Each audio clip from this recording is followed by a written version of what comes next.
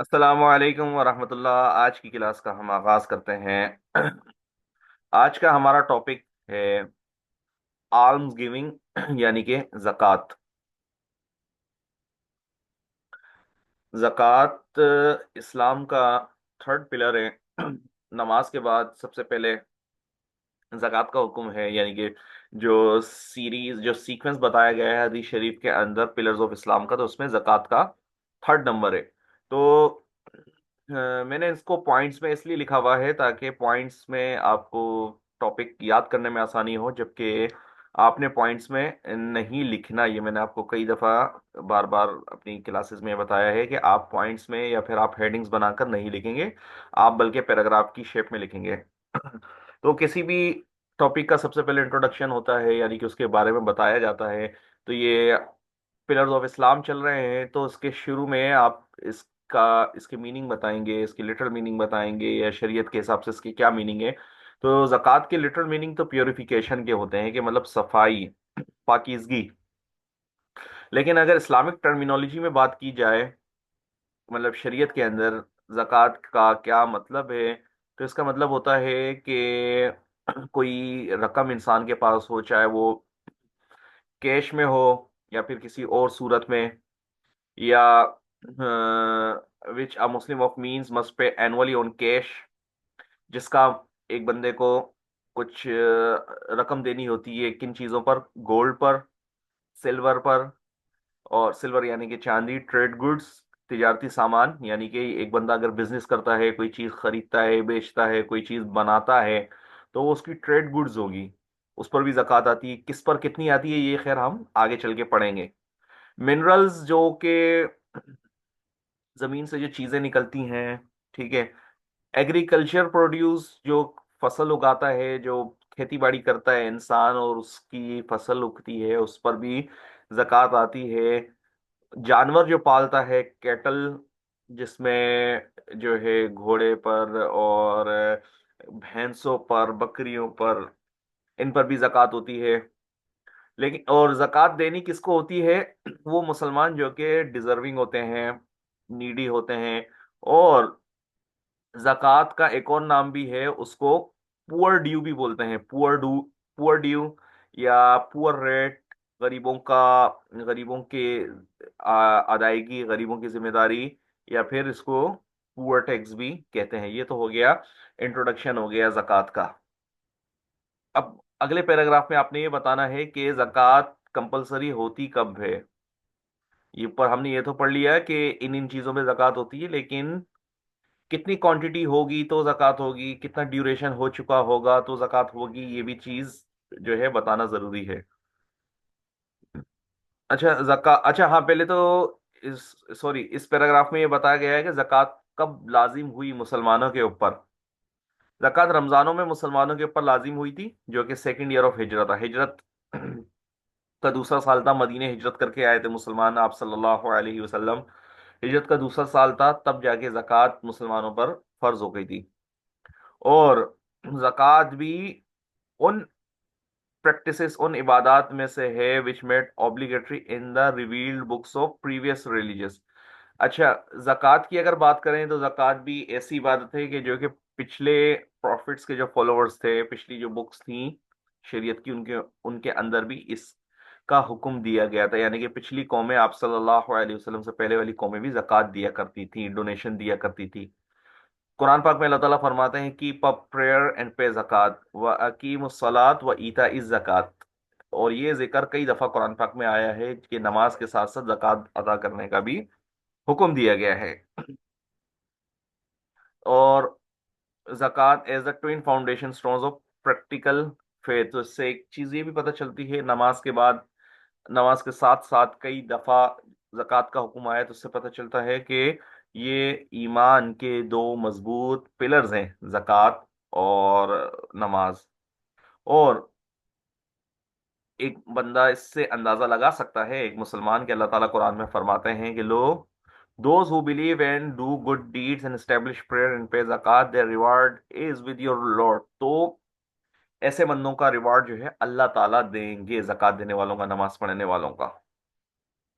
अच्छा, ज़कात ना सिर्फ एक इबादत है, बल्कि ये हमारी सोसाइटी के लिए, सोसाइटी में जो ज़रूरतमंद लोग हैं उनके लिए मदद का ज़रिया है। और ज़कात से इंसान की एक तरीके से अ, ऐसी इबादत है कि जो कि माल के जरिए होती है। मतलब इबादत तो इंसान वर्शिप अदा करके करता है, जैसे नमाज रखता है और नेकी के दुआएं पढ़ता है, लेकिन ये ऐसी इबादत है कि जो कि मटेरियल के जरिए, यानी कि फिजिकल फॉर्म में अदाई की जाती है। जैसे नमाज है, फिजिकल फॉर्म है वर्शिप की, और जक़ात जो है मटेरियल फॉर्म है वर्शिप की, यानी कि अमाउंट के जरिए इंसान अल्लाह की इबादत करता है, अमाउंट को खर्च करके। आप सल्लल्लाहु अलैहि वसल्लम ने फरमाया है कि अल्लाह हैज मेड ज़कात obligatory simply to purify your remaining property, यानी कि एक इंसान के पास जो माल जमा है उसमें से जो थोड़ी सी रकम ज़कात की देता है, ताकि जो रिमेनिंग अमाउंट है, जो रिमेनिंग माल है उसके पास, वो प्योरीफाई हो सके। He describe zakat as a wealth taken from the rich and given to the poor, यानी कि जक़ात को ऐसा बताया गया है कि जक़ात अमीनों से लेके गरीबों को दी जाती है। और इस्लाम भी हमको मदद करने की तरफ मोटिवेट करता है कि हमें चाहिए कि हम लोगों को जरूरतमंदों की मदद करें। By the obligation of zakat, Islam teaches people that the poor and the deprived have right in the wealth of rich. ज़कात की फर्जियत से एक बात तो हमको ये पता चली कि जो गरीब हैं, जरूरतमंद हैं, इनका अल्लाह ताला ने कुछ ना कुछ हक अमीरों के माल में रखा है। और अगर वो ये ड्यूटी पूरी करेंगे तो they will be called to an account. अगर मतलब ये पूरी नहीं करेंगे, जक़ात की अदायगी नहीं करेंगे, तो उनसे पूछगछ होगी। और जक़ात एक अलामत है, एक निशानी है ऑब्लिगेशन की, और दूसरों के राइट्स पूरे करने की। और इससे हमदर्दी होती है, और लोगों के दुख दर्द का इंसान को पता चलता है जब जक़ात अदा करता है। और किसी से सिंपथी शो करने का, इंसानों से मोहब्बत शो करने का, ये एक प्रैक्टिकल एक्सप्रेशन है ज़कात। और ये एक ऐसी चीज है कि जिसका तरफ से अल्लाह ताला इस अदा करने वाले को बेहतरीन अजर अता फरमाएंगे। और इससे सोसाइटी के अंदर जो खराबियां हैं वो ख़त्म होती हैं, और एक इंसान की जो खुद गर्जी होती है वो ख़त्म होती है ज़कात की अदायगी से। अच्छा, जक़ात तो अल्लाह ताला की तरफ से फर्ज है, वो हमने पिछले अभी टॉपिक में पढ़ लिया। अच्छा, जक़ात की रिलीजियस के हिसाब से क्या इंपॉर्टेंस है, क्या फायदा होता है जक़ात का? नंबर एक ये है कि ये अल्लाह ताला के हुक्म को पूरा करना है। भाई, सबसे पहले जक़ात का क्या फायदा है, क्या नुकसान, ये तो सब बात की बातें हैं। सबसे पहली चीज तो ये है कि भाई ये अल्लाह का हुक्म है, बस। कि अल्लाह ताला ने कुरान पाक में फरमाया है कि जिस तरह नमाज के साथ साथ इसके बारे में पढ़ा है कि भाई जक़ात अदा करें, नमाज कायम करें और जक़ात अदा करें। तो सबसे पहली चीज तो इसमें चाहे फायदा 10 नेकियां मिले या 20 नेकियां मिले या 100 नेकियां मिले, कितनी भी नेकियां मिले, जब अल्लाह का हुक्म है तो हमें तो हर हाल में पूरा करना है। तो सबसे पहली बात रिलीजियस सिग्निफिकेंस में आती है कि अल्लाह का हुक्म है। नंबर दो, ये रिवार्ड है अल्लाह की तरफ से, यानी कि जक़ात एक ऐसी जिम्मेदारी है, जब इंसान इसको अदा करेगा तो अल्लाह ताला की तरफ से इसके लिए बहुत सारी नेकियां हैं, और ये जहन्नुम की आग से बचेगा। और इसी के ऑपोजिट, अगर ये जक़ात अदा नहीं करेगा तो जहन्नुम में उसको आग में जलाया जाएगा। यहाँ तक कि ये भी आता है कि जो गोल्ड उसने सेव करके रखा उस पर जक़ात नहीं दी तो वो गोल्ड पिघला के उसके माथे पे चिपकाया जाएगा। थर्ड बेनिफिट ये है, जक़ात जो है सोर्स ऑफ फॉरगिवनेस है। अल्लाह ताला जो है इंसान के गुनाहों को माफ फरमाते हैं। अल्लाह ताला फरमाते हैं, if you lend Allah godly loan, he will double it for you. Allah ताला को अगर हम कर्जा देंगे, यानी कि जक़ात अदा करेंगे, तो अल्लाह ताला ये कर्जा बढ़ा कर देंगे, and will forgive you, Allah ताला आपको माफ कर देंगे। And Allah is the most ready to appreciate and reward, most forbearing. Purifies heart, जक़ात से दिल इंसान का पाक होता है, यानी कि इंसान के दिल में जो बुराइयां हैं, जो कंजूसी होती है, जो सेल्फिशनेस होती है, यानी कि खुदगर्जी, जो ग्रीड होती है, यानी कि पैसे की लालच, ये सब खत्म होती है जब वो जक़ात अदा करता है। और अल्लाह का अच्छा नेक बंदा बन जाता है। अल्लाह ताला ने फरमाया, टेक सदका फ्रॉम द, सदका यानी कि जक़ात from the wealth, from their wealth to purify them and sanctify them with it, ताकि लोगों को इससे अपने उसके माल को पाक किया जा सके। और इस वर्ष से ये पता चलता है कि इंसान की सेल्फिशनेस वगैरह जो है वो खत्म होती है। और ज़कात से ना सिर्फ माल पाक होता है, बल्कि it also creates superior moral virtues and as such as generosity. यानी कि ज़कात अदा करने से इंसान के अंदर सखावत, जेनरोसिटी यानी कि खर्च करने वाला बनता है, और अल्लाह का शुक्र अदा करता है, और अल्लाह के खातिर सेक्रीफाइस करता है। अच्छा, एक और वर्च्यू, एक और सिग्निफिकेंस ज़कात की ये है कि ये ट्रू मुस्लिम का साइन है, एक नेक अच्छा बंदा होने का की अलामत है। यानी कि जो बंदा ज़कात अदा करता है वो इस चीज़ की निशानी है कि ये एक नेक बंदा है, एक अच्छा बंदा है, जो कि अल्लाह के रास्ते में जो है इसको इसका डेमोन्स्ट्रेशन देते हुए ज़कात को अदा करता है। अच्छा, एक और बात यह है कि non payment is a source of punishment. अगर तो बंदा ज़कात जो उसके ऊपर फर्ज है अदा नहीं करता, तो ये अल्लाह ताला की तरफ से पकड़ का जरिया बनेगा। अल्लाह ताला जो है इस पर पनिश करेंगे। कुरान पाक में अल्लाह ताला ने फरमाया, and those who horde up gold, जो गोल्ड को जमा करके रखते हैं, एंड सिल्वर यानी कि चांदी को, द मनी जो पैसे हैं, on which zakat has not paid and spend it not in the way of Allah, Allah के रास्ते में खर्च नहीं करते, announce unto them a painful torment, तो उनके लिए एक सख्त अजाब की खबर सुना दें। यानी कि अजाब है उन लोगों के लिए। Any wealth that includes amount of zakat is destroyed, वो अमाउंट जिसमें जक़ात के पैसे शामिल हैं वो हलाक हो जाती है, डिस्ट्रॉय हो जाती है। मतलब अमाउंट बंदे के पास रखी हुई है जिसके ऊपर जक़ात फर्ज होती थी, वो फर्ज जक़ात अदा नहीं कर रहा, तो जो उसकी पूरी अमाउंट है वो तबाह हो जाती है। ये आप सल्लल्लाहु अलैहि वसल्लम ने फरमाया। ये तो हमने पढ़ लिया था जक़ात के वो फायदे जो कि रिलीजियस के हिसाब से थे, मजहब के हिसाब से थे। अब हम पढ़ते हैं जक़ात के फायदे कम्युनिटी के हिसाब से। यानी कि एक बंदा जब जक़ात अदा करेगा तो सोसाइटी के अंदर क्या चेंज आता है, क्या फायदे होते हैं इसके। सबसे पहले तो ये है कि इट क्रिएट सोशल इक्वेलिटी। यानी कि जो बहुत ज्यादा गरीब लोग हैं अपनी जरूरियात पूरी नहीं कर सकते, तो जब अमीर लोग जक़ात देंगे तो वो भी अपनी ज़रूरियात को हासिल कर सकेंगे, अपनी बुनियादी ज़रूरियात पूरी कर सकेंगे। तो एक तरीके से सोसाइटी के अंदर एक इक्वलिटी इस तरह कायम होगी कि जिन लोगों को हुकूक नहीं मिल रहे वो भी अपने हुकूक को हासिल कर सकेंगे, अपनी चीज़ें ज़रूरत की खरीद सकेंगे। और और इससे आपस में लोगों के दरमियान एक आपस में बॉन्डिंग पैदा होगी, और एक म्यूचुअलिटी पैदा होगी। लोग आपस में अपनी ज़रूरियात को दूसरों की मदद हासिल करके अपनी ज़रूरियात को पूरी करेंगे। It irradiate class conflict, class का जो डिफरेंस है कि अमीर गरीब का, ये डिफरेंस खत्म होता है जब बंदा गरीब की मदद करेगा, तो वो उनका अच्छा चाहने वाला होगा, उसके दिल में उसकी मोहब्बत आएगी, और उससे ये है कि जो आपस में फर्क है अमीरी गरीबी का वो खत्म होगा। इट एलिमिनेट एरोगेंस, तकब्बुर को खत्म करता है। यानी कि एक बंदा जब जक़ात निकालता है तो उसके अंदर आजिज़ी पैदा होती है। आजिज़ी कहते हैं कि अपने आप को कुछ ना समझना, ह्यूमिलिएशन पैदा होती है। और जक़ात से एक इंसान की सेल्फिशनेस खत्म होती है, और जो दुनिया की चीजों की तलब होती है वो उसके दिल से निकलती है, और उसके अंदर अपने मुसलमान भाइयों की मदद करने का जज्बा पैदा होता है। जनरेट फीलिंग ऑफ मर्सी, यानी कि इंसान जब जक़ात देता है तो उसके दिल में नरम दिली आती है, और वो काइंड हार्टेड बन जाता है। और जब दूसरों की मदद करता है तो उसको एक जहनी इसको एक हैप्पीनेस मौजूद होती है, और इनर सेटिस्फेक्शन, यानी कि एक इत्मीनान महसूस होता है उसको अपने दिल के अंदर। यानी कि क्योंकि जितने भी नेकी के काम होते हैं उसके अंदर अल्लाह ताला ने एक सुकून रखा है, तो इस तरीके से उसको एक सुकून महसूस होता है, और वो बंदा खुश होता है। कम्युनिटी के अंदर भी इसके बहुत सारे फायदे होते हैं कि लोग अपनी ज़रूरियात को पूरी कर सकते हैं।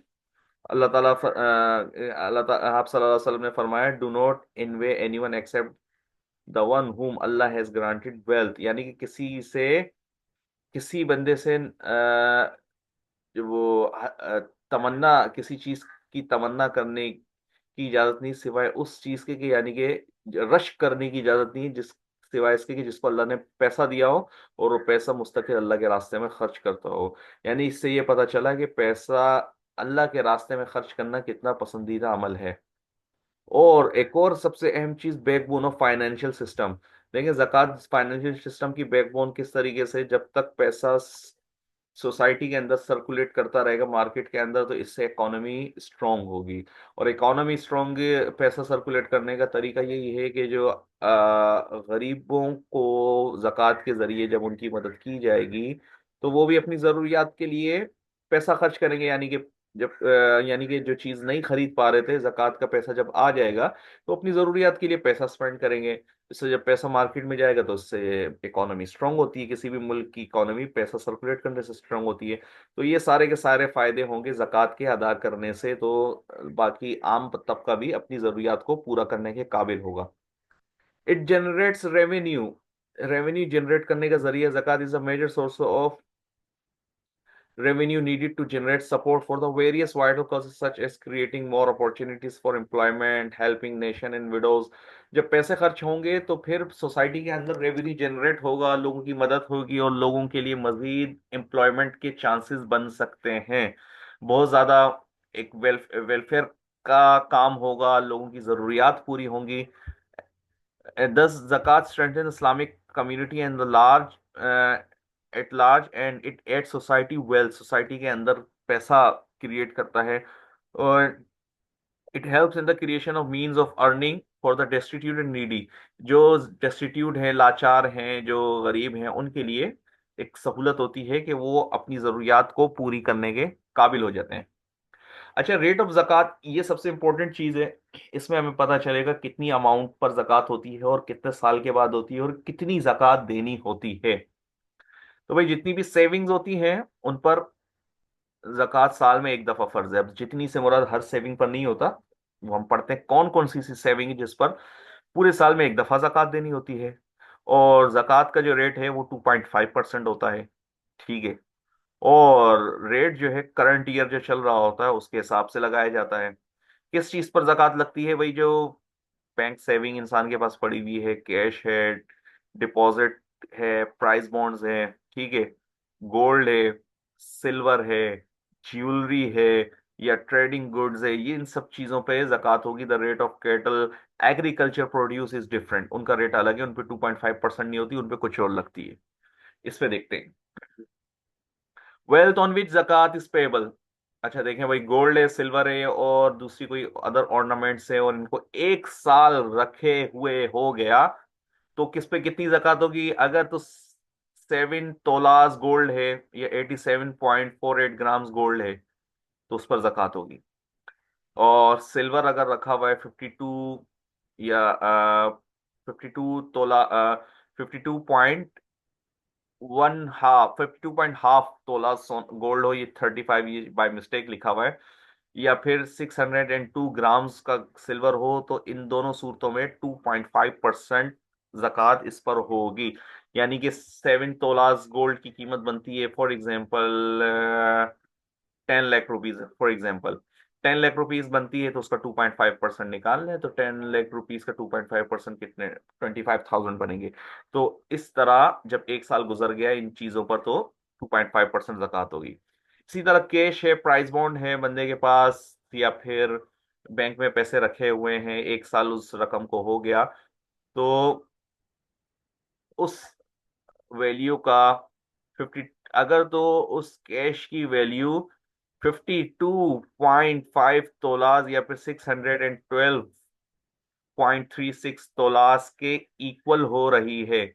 अच्छा, ये 52 तोला नहीं है, ये बाय मिस्टेक यहाँ पे लिखा हुआ है, ये 52.5 तोला है। ठीक है, ये जरा करेक्शन कर लें।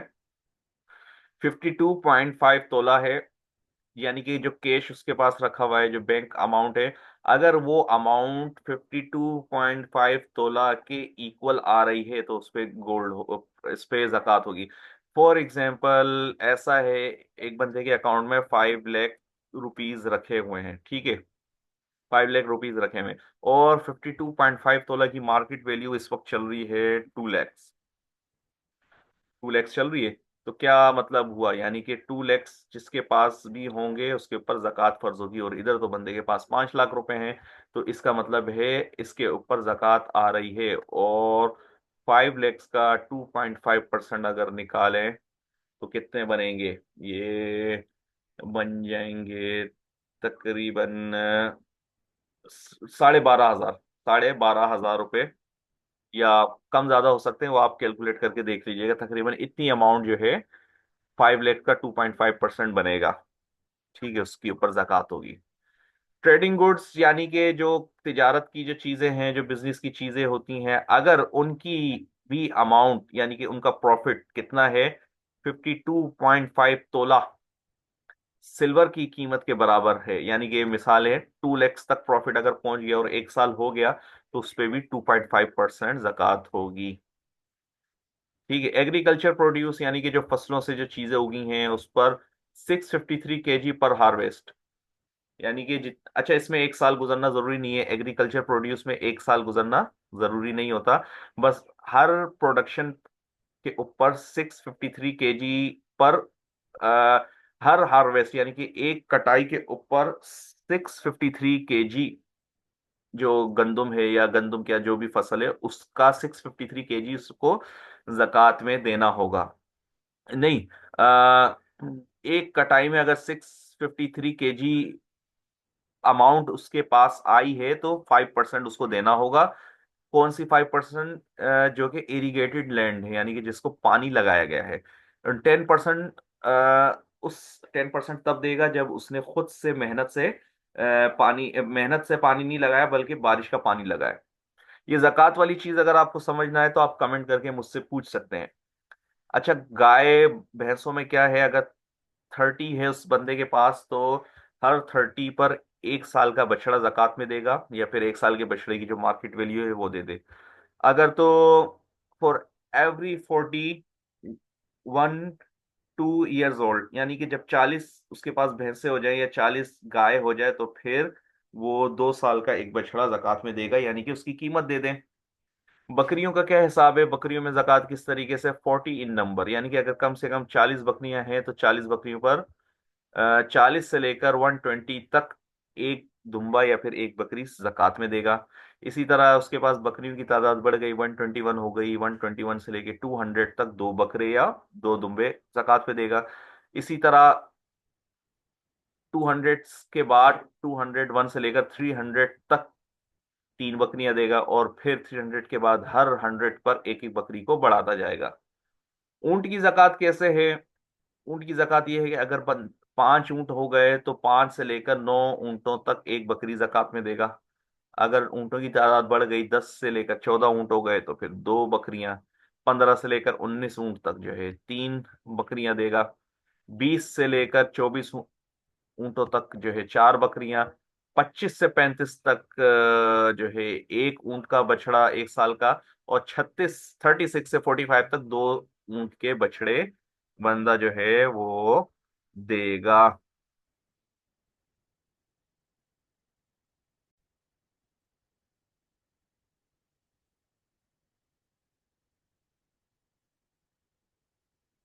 अच्छा, तो ये अमाउंट है जक़ात की।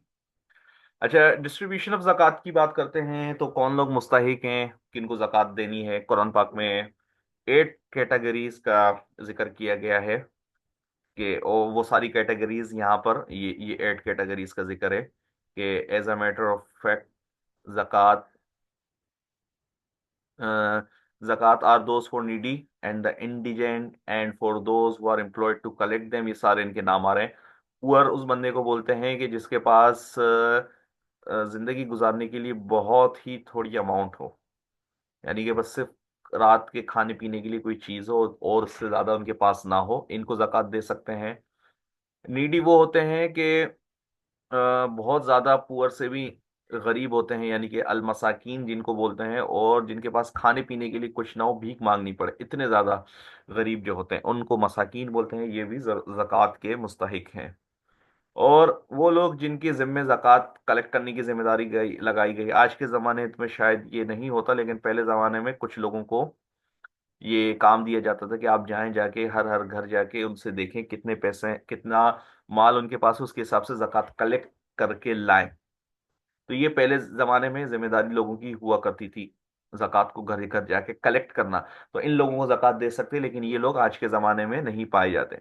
जो लोग नया नया इस्लाम कबूल करते हैं, और जाहिर सी बात है अक्सर ऐसे लोगों के साथ होता है कि खानदान वाले मुंह मोड़ लेते हैं तो उनके पास रहने खाने पीने के लिए कुछ नहीं होता, तो ऐसे लोगों को भी जक़ात दे सकते हैं। गुलाम जो होते हैं, जो कि ऐसे गुलाम जो कि उनको पैसों की जरूरत होती है ताकि वो अपने मालिक को पैसे देके आज़ाद करा सकें, गुलाम तो आज के ज़माने में होते ही नहीं है, तो खैर ये कैटेगरी भी फिलहाल आप हटा दें। डेटर्स वो होते हैं यानी कि ऐसा मकरूज जिसके ऊपर कर्जा है और उसके पास पैसे नहीं है कि वो जक़ात अदा करे, तो ऐसे मकरूज बंदे को भी जक़ात दे सकते हैं, अगरचे उसकी सैलरी अच्छी हो, लेकिन उस सैलरी से या उसकी अपनी इनकम से जक़ात अदा नहीं, वो कर्जा नहीं उतार पा रहा, तो फिर ऐसे बंदे को भी जक़ात दे सकते हैं। इन द कॉज ऑफ अल्लाह, यानी कि वो लोग जो कि अल्लाह की राह में हैं, काम कर रहे हैं, जैसे इस्लामिक स्कॉलर, स्टूडेंट्स जो कि पढ़ रहे हैं, दीन का इल्म सीख रहे हैं, तो ऐसे बंदों के लिए ये ऐसी ऑर्गेनाइजेशन, इंस्टीट्यूट्स को भी ज़कात दे सकते हैं। वेफेयरर, वेफेयरर वो कहते हैं कि जो ज़कात मनी में भी स्पेंड फॉर द ट्रेवलर्स, जो कि सफ़र पे निकले हुए हैं और अपने घर से दूर हैं और उनके पास पैसे ख़त्म हो गए, तो ऐसे बंदों को जो है, ऐसे बंदों की ज़कात के साथ मदद कर सकते हैं। अच्छा, किन लोगों को ज़कात नहीं दे सकते, ये जानना भी बहुत ज़रूरी है। सबसे पहले तो वो बंदा जिसके ऊपर खुद जक़ात फर्ज हो रही हो, कि उसने जक़ात अदा करनी है, एक बंदे ने जक़ात पे करनी है और वो खुद पे तो कर नहीं रहा और लोगों से जक़ात ले रहा है, तो ऐसे बंदे पे जक़ात नहीं दे सकते। डिसेंडेंट्स ऑफ होली प्रॉफिट सल्लल्लाहु अलैहि वसल्लम, यानी कि जो सैयद होते हैं, जो आप सल्लल्लाहु अलैहि वसल्लम के खानदान से होते हैं, उन लोगों के ऊपर, उन लोगों को जक़ात नहीं दे सकते। अच्छा, इसी तरह जक़ात कोई भी इंसान अपने बाप को, माँ को, अपने ग्रैंड पेरेंट्स को, इसी तरह अपने बेटे बेटी, ग्रैंड चिल्ड्रन, हस्बैंड और वाइफ एक दूसरे को नहीं दे सकते जक़ात। नॉन मुस्लिम को जक़ात नहीं दे सकते। Workers and servant as their wages, यानी कि जो उन्होंने मजदूरी करी, जो काम किया, उनकी काम की उजरत, सैलरी को जक़ात के तौर पर नहीं दे सकते। सैलरी अलग होगी, जक़ात आप वैसे ही अलग से हेल्प के लिए दे सकते हैं। और जक़ात अदा करने में बेहतर ये है कि इंसान अपने गरीब रिश्तेदारों को फोकस करे सबसे पहले। और जक़ात अदा करते वक्त ज़रूरी नहीं है कि सामने वाले को बता कर दें कि भाई ये जक़ात है, बगैर बताए भी जक़ात हो सकती है। और जो करीब के लोग हैं उनको भी जक़ात इंसान दे सकता है। जहाँ खुदा न खास्ता कहीं आफत वगैरह आई हुई है, सैलाब तूफान आया है, तो वहाँ भी जक़ात इंसान भिजा सकता है। और ज़कात से किसी का कफन वगैरह नहीं खरीद के लगाया जा सकता, इसी तरह ज़कात से बिल्डिंग नहीं बनाई जा सकती, ज़कात से मस्जिद नहीं बनाई जा सकती, ज़कात से मदरसे की बिल्डिंग नहीं बना जा सकती। वेलफेयर इदारे के अंदर वेलफेयर वाले लोगों की मदद कर सकते हैं, इससे वेलफेयर की बिल्डिंग वगैरह नहीं तामीर कर सकते, ज़कात से ये चीज़ ज़रूरी है। इसी तरह सदक़तुल फ़ितर भी ज़कात की कैटेगरी में इसलिए आता है कि ये रमज़ानों के अंदर इंसान के ऊपर फ़र्ज होता है, और ये जितने भी इंसान ने जो रोज़े रखे हुए होते हैं उसकी एक तरीके से रिकम्पेंस होता है, यानी कि उसकी तलाफ़ी होती है। और ये फ़र्ज होता है फर्स्ट शवाल, यानी कि ईद के पहले दिन फ़र्ज होता है, अगरचे इसको हम रमज़ान में एडवांस पेमेंट भी कर सकते हैं। तो इंशाल्लाह मिलते हैं अगली क्लास में, तब तक के लिए अल्लाह हाफिज़।